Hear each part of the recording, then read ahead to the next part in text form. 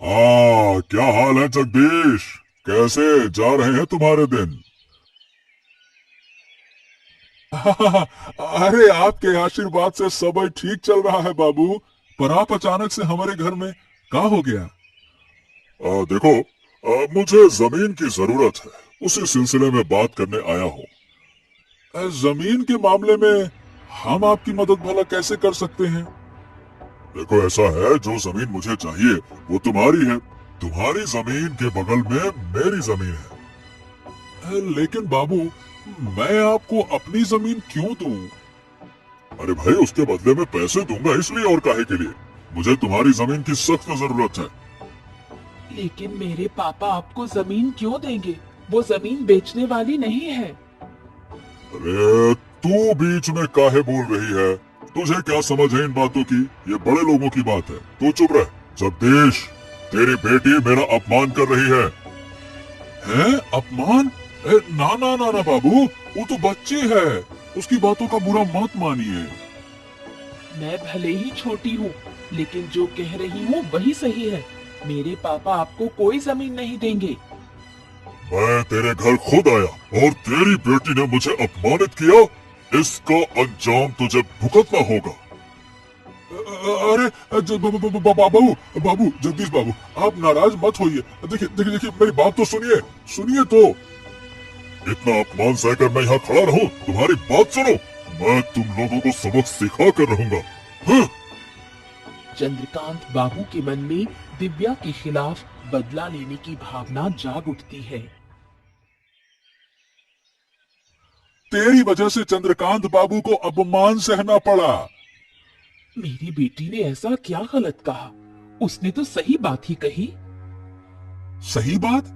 अरे अकल के अंधों, अगर मैं जमीन दे देता तो कुछ पैसे मिल जाते, घर अच्छे से चलता। अब क्या जमीन का क्या करेंगे? चाटेंगे?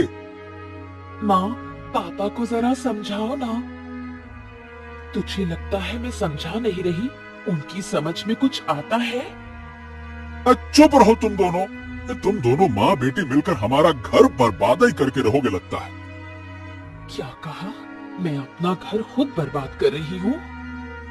और नहीं तो क्या? ऐसे अपशगुनी लड़की को घर में रखना चाहिए क्या? नहीं रखेंगे तो क्या करेंगे? घर से निकाल देंगे? अगर बेटी घर का भला नहीं चाहती है ना, तो उसे निकाल देना ही ठीक है।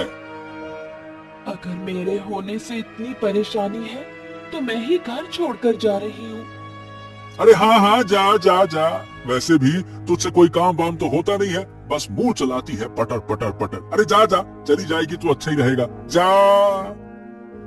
जगदीश की बातों से दुखी होकर दिव्या गांव छोड़ने का फैसला करती है। बेटी के जाने का दृश्य आरती सहन नहीं कर पाती।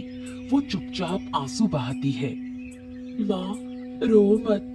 मुझे बिल्कुल अच्छा नहीं लग रहा। तू हमें छोड़कर चली जाएगी और मैं रोऊंगी नहीं। क्या मुझे दर्द नहीं होता? अगर आपको सच में दर्द होता, तो आप पापा को पहले ही सुधारती। तू जानती है, तेरे पापा समझदार नहीं है। वो थोड़े भोले हैं। पापा भी जानते हैं कि वो भोले हैं, फिर भी मुझे क्यों डांटा? वो समझ नहीं पाए। तू बुरा मत मान। माँ, मैंने फैसला कर लिया है। मैं इस गांव में अब नहीं रहूंगी। हमें छोड़कर तू कहाँ जाएगी? कैसे रहेगी? क्या हमें तेरी चिंता नहीं होगी? चिंता का कोई फायदा नहीं माँ। मैं अपना रास्ता खुद बना लूंगी। मैं ठीक रहूंगी। मत जा बेटी, मत जा। मुझे छोड़कर मत जा। मैं तेरी माँ हूँ। एक दिन लौट कर आऊंगी माँ, और तेरे सारे दुख दूर कर दूंगी। तू आएगी तो मेरा दुख और बढ़ेगा। ये तू समझ नहीं पा रही। माँ, मैं जानती हूँ संतान को खोने का दर्द क्या होता है, लेकिन मुझे जाना ही होगा। मुझे मत रोको। सुन बेटी, मत जा, लौट आ। कई साल बीत जाते हैं। चंद्रकांत बाबू जगदीश को बेवकूफ बनाकर उसकी सारी जमीन धीरे धीरे हड़प लेते हैं। देखो जगदीश, अब तुम्हारे पास कोई जमीन बाकी नहीं बची है। तुम सारी जमीन हमें बेच चुके हो।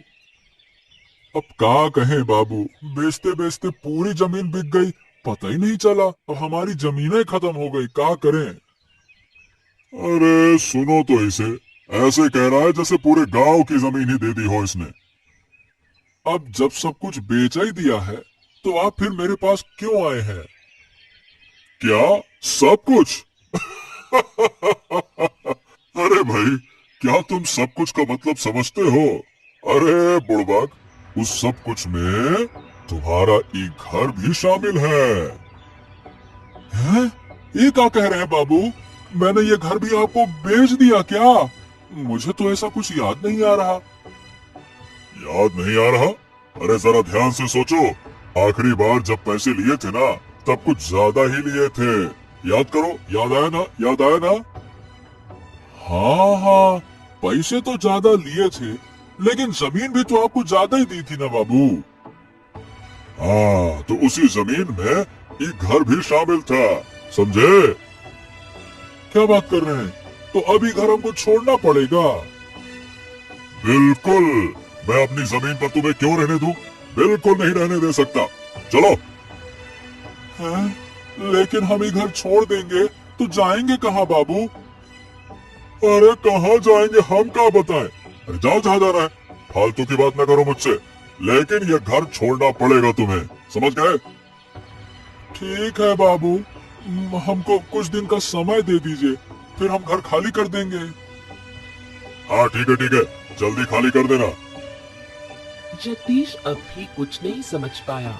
चंद्रकांत बाबू उसे देखकर मन ही मन बहुत खुश होता है और उसे कुछ दिन का समय देता है।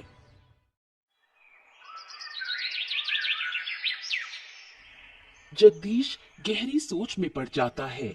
उनका अंतिम सहारा भी अब खत्म हो चुका है। मैंने तुम्हें बार बार कहा था उस चंद्रकांत बाबू के साथ मत घूमो, लेकिन तुमने मेरी एक भी बात नहीं मानी। अरे हमको क्या पता था? अरे गिन्नी, अगर पता होता तो मैं उसके साथ उठता बैठता क्या?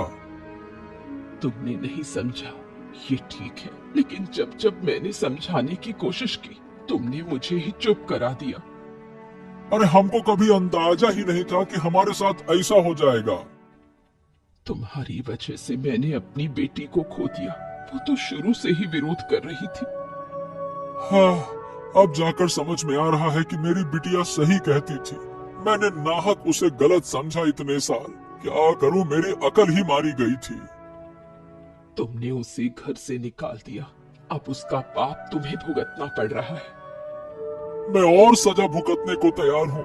मेरी बेटी न जाने कहाँ होगी, किस हालत में होगी। मुझे माफ कर दो मेरी बेटी। अब रो कर क्या फायदा? सोचो, अब आगे कहाँ जाएंगे? अरे अब तो कुछ सोचने की शक्ति ही नहीं रही, कहाँ जाएंगे, क्या करेंगे?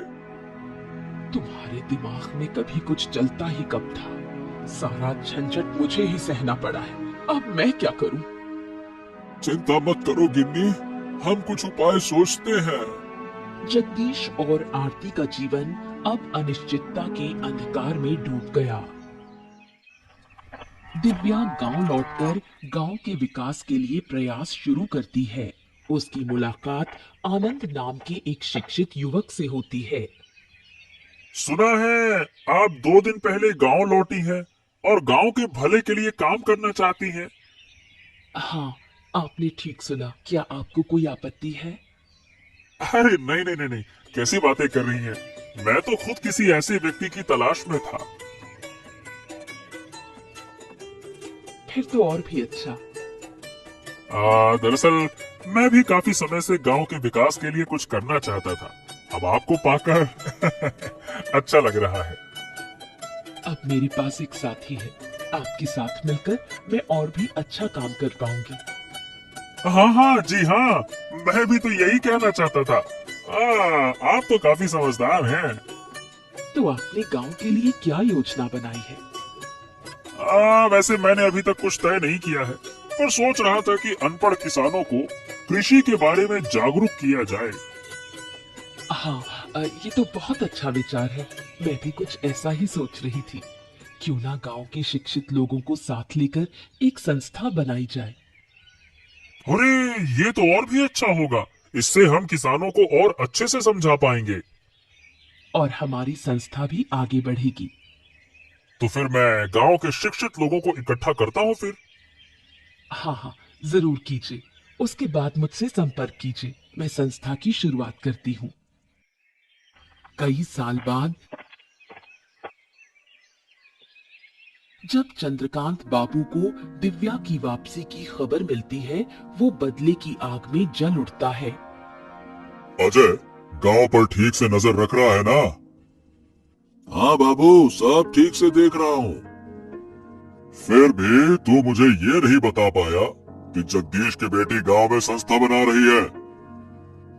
खबर तो मेरे पास भी थी बाबू, सोचा था कि आज ही आपको बताऊंगा। अरे नालायक, इतनी देर कर दी, तब तक तो गांव वाले शिक्षित हो जाएंगे। अरे बाबू, ऐसा थोड़ी ना होगा। क्यों नहीं होगा? अरे वो लड़की बहुत चालाक है, बचपन से चालाक है, मैं जानता हूँ उसे। अगर उसने किसानों को समझा दिया तो हमारा धंधा चौपट हो जाएगा। अच्छा, तो अब हमें क्या करना चाहिए? उस लड़की को सबक सिखाना होगा। लेकिन कैसे? अरे इसीलिए तो तुझे बुलाया है। अब सोच और कोई ठोस योजना बना, कैसे कैसे कर रहा है। चलिए तो एक काम करते हैं, उसके संस्था को तहस नहस कर देते हैं। हाँ ये ठीक है, लेकिन पहले उसके बाप से मिलना होगा। देखना होगा कि वो कुछ करता है या फिर नहीं।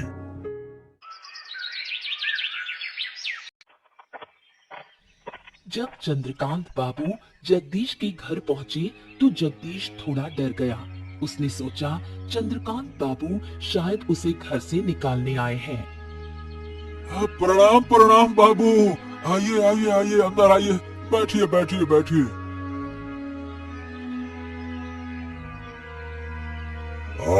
आज तुम्हारे घर में बैठने के लिए नहीं आया हूँ। देखिए, मैंने आपसे कुछ दिन की मोहलत मांगी थी बाबू। हाँ हाँ, मैं उस बारे में पता करने भी नहीं आया हूँ। मैं तुम्हारी बेटी के बारे में बात करने आया हूँ। है? मेरी बेटी के बारे में? क्यों? मेरी बेटी ने फिर से क्या कर दिया? सुना है कि तुम्हारी बेटी गांव में वापस आ गई है।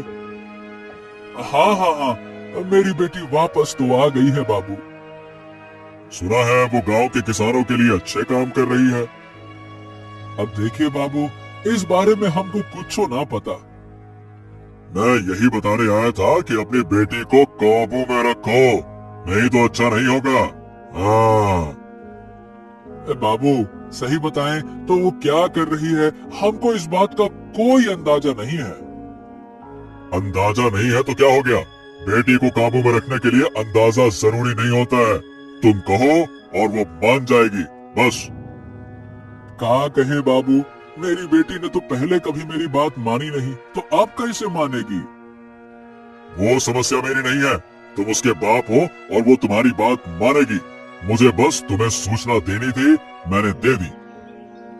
लेकिन बाबू, अगर वो गांव के भले के लिए काम कर रही है तो इसमें समस्या क्या है, हमको ये समझ में नहीं आ रहा। अरे क्या कहे, वो जानने से तुम्हें कोई फायदा नहीं है। अगर सीधी बात है कि उसे नहीं रोका तो वो अपनी जान से हाथ धो बैठेगी। बस कह दिया मैंने। अपनी बेटी की बात सुनकर जगदीश अब मन ही मन ठान लेता है कि वो अपनी बेटी को किसी हाल में नुकसान नहीं होने देगा। गांव भर में जगदीश की बेटी की तारीफ सुनकर जगदीश और आरती गर्व महसूस करते हैं। देखा, मैंने कहा था ना कि हमारी बेटी एक दिन अच्छा काम करेगी, गांव के लोग उसे सम्मान देंगे। हाँ, अब तो मैं भी देख रहा हूँ, लेकिन पहले मुझे यकीन नहीं था। तुम्हारे अविश्वास की वजह से ही वो हमें छोड़कर चली गई थी। तुम्हारी बेटी इतनी समझदार है कि हमें छोड़कर भी सफल होकर लौट आई है। मुझे अपनी बेटी पर कितना गर्व हो रहा है, ये मैं बता नहीं सकती। मुझे भी कम गर्व नहीं है अपनी बिटिया पर। अरे गांव में निकलते ही सब लोग कहते हैं, वो देखो दिव्या के पापा जा रहे हैं। तो फिर मानते हो कि मेरी बेटी अच्छा काम कर रही है? हाँ, कर तो रही है, लेकिन अब लोग उसे रोकने के लिए उठ खड़े हुए हैं। वो लोग उससे जलते हैं, लेकिन मैं अपनी बेटी को कोई नुकसान नहीं होने दूंगी। अब मैंने भी मन बना लिया है भाग्यवान, जो हमारी बेटी को नुकसान पहुंचाएगा उसको हम छोड़ेंगे नहीं। देखो, चंद्रकांत बाबू का साथ मत देना। मेरी बेटी शुरू से ही सही थी। मैं समझ नहीं पाया ना गिन्नी, यही तो मेरी गलती थी। अब क्या कहें। अब इन बातों को छोड़ो, अब हमें अपनी बेटी को बचाना है। चलो कोई बात नहीं, तुम चिंता न करो, मैं उसे हर हाल में बचाऊंगा। आखिर हमारी बेटी है वो।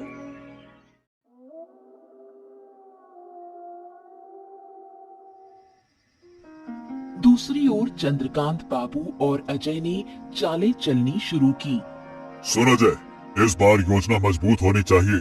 वो लड़की बहुत चालाक है।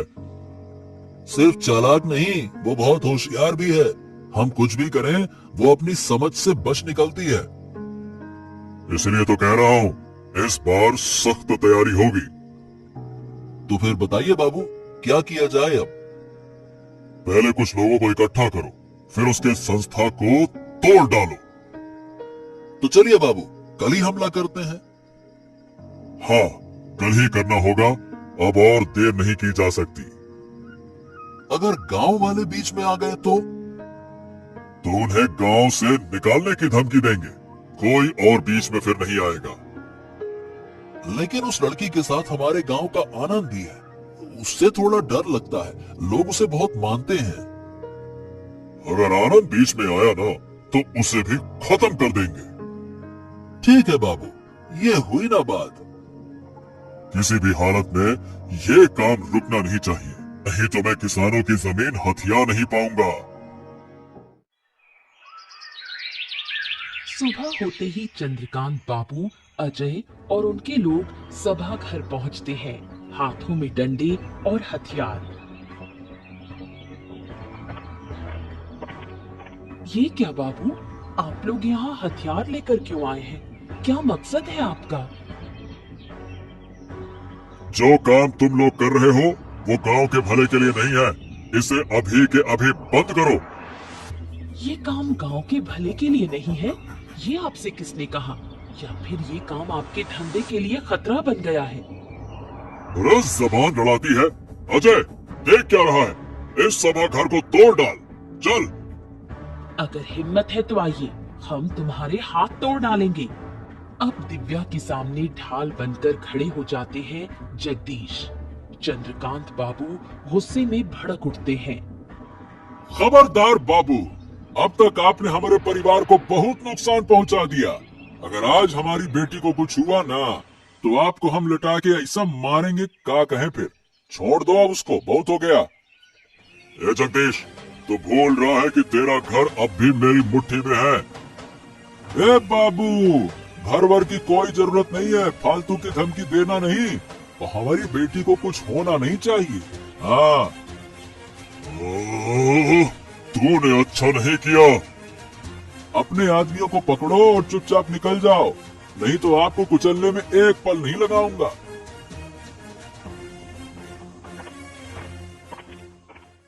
ए बेटा, हमका माफ कर दे, हमने तुम्हें अपनी बेटी नहीं समझा। अरे बाबा, आप ऐसा क्यों कह रहे हो? आप तो मेरे पिता हो। लेकिन फिर भी आप कोई लेकिन नहीं, अब हम सब मिलकर गांव की भलाई के लिए काम करेंगे। इसके बाद दिव्या की अगुवाई में गांव का विकास शुरू होता है। गांव वाले उसकी बहुत तारीफ करते हैं। एक भोला किसान अपनी बुद्धिमान बेटी पर गर्व करता है।